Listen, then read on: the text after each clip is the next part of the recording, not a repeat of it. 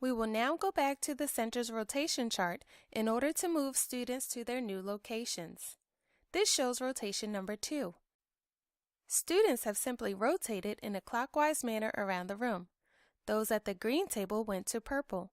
Those at purple went to red. Those at red went to yellow. Those at yellow went to green.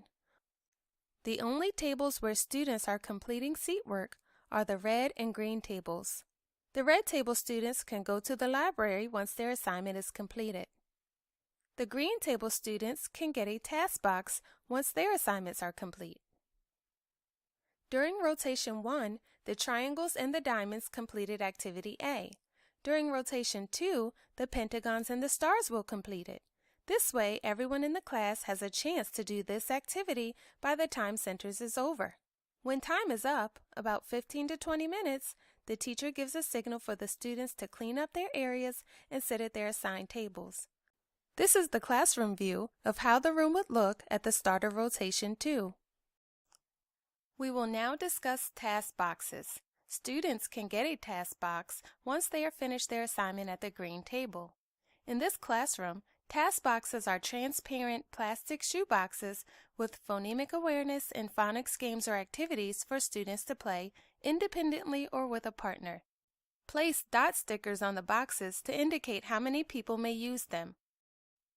This is the green table. There is a folder for rotations 1, 2, and 3. This is because during each rotation, students must first complete an activity before they can move on to anything else. During rotations 1 and 2, students will complete activity A. During rotation 3, students will complete activity B. When they are finished with their activity, students at the green table can go and play with the task box on the carpet. Now let's take a closer look at open centers. There are many different centers that a teacher may set up in his classroom. In this classroom, there are the Computer Center, Art Center, Pocket Chart Center, and Sand Table. Only opening 2 to 3 centers per day allows the teacher to limit where the students are in the room at any given time. If all of the centers are open, the students in that group will be spread out in many different areas, which could be a problem for classroom management. Also, the teacher may notice that students are choosing one center over another and rarely get to the activities provided. For example, students may continuously choose to go to the sand table and never get to the Pocket Chart Center. In this case, the teacher may choose to only open the Pocket Chart Center and the Writing Center. In one day, only 3 groups will make it to open centers. Therefore, it is best if the teacher would keep the same centers open for at least 2 consecutive days so that all 4 groups can go there. Now it is time for rotation number 3. Looking back at our center's rotation chart, rotation 3 looks a little different. It basically follows the same flow, but there are some other features added in. There is no purple small group assignment shown. The stars group goes to the blue table. Notice that there is a paper icon there as well as a math icon. This means that students must complete the assignment first. We'll call it Activity B. Then they may get a math drawer. The diamonds are at the red table. They must complete Activity B, then they can go to the library. The pentagons are at the yellow table. Notice the yellow section on the chart. There is a paper icon there. This means that students must complete Activity B, then they may go to open centers.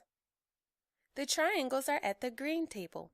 They must complete Activity B, then they can get a task box. Let's look at the bird's eye view of rotation number 3. During rotation 3, all tables have Activity B. Students must complete this before they can go to the other areas.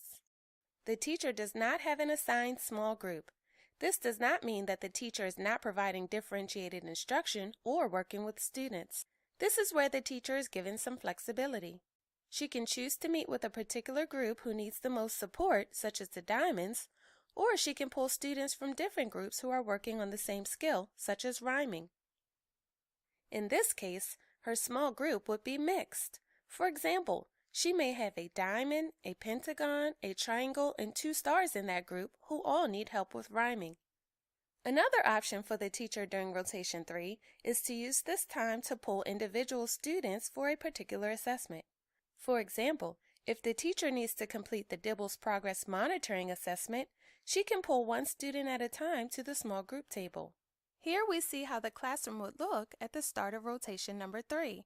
All students are sitting down at their tables, red, green, yellow, and blue. There is no group assigned to the small group table unless the teacher decides to work with a group of students at this time. Now let's discuss math drawers.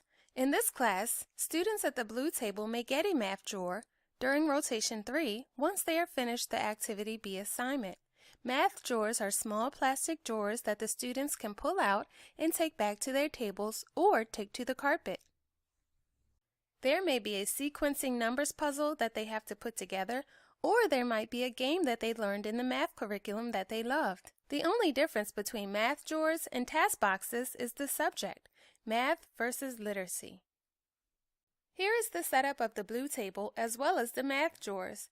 There are no folders here for Rotations 1 and 2. There is only a Rotation 3 folder with Assignment B. This is the only rotation where students will sit at this table.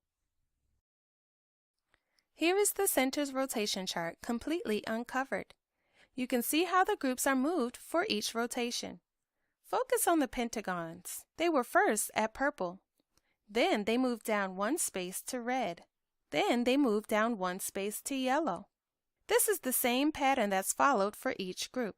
Notice that not every group was assigned to work as small group. Over the course of the week, each group will have several small group opportunities.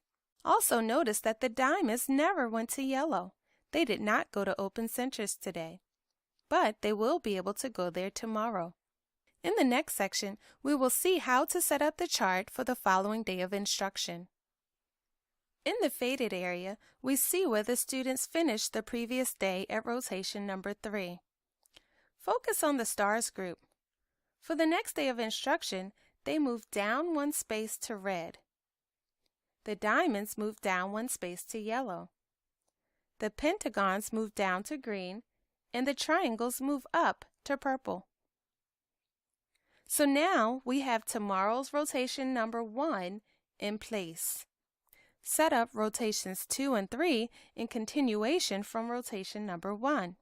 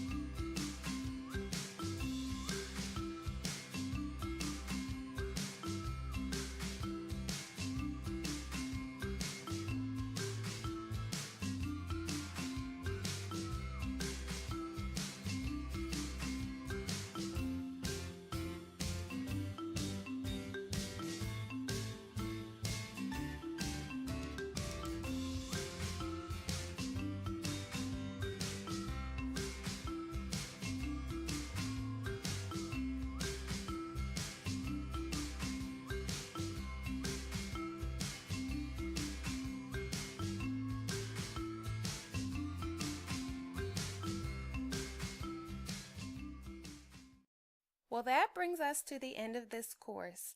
Centers can be a very rewarding time of day for the students and for the teacher. The teacher is able to deliver small group instruction to her students, and the students are able to work at different areas throughout the room independently. They take ownership of their classroom, and it builds their confidence when they are able to direct themselves and choose what to work on or who to play with. Thank you so much for joining us in this course. Hopefully, you are able to use what you learned to begin or enhance an existing center's program in your classroom. Please feel free to contact me at any time with questions about any step in the process.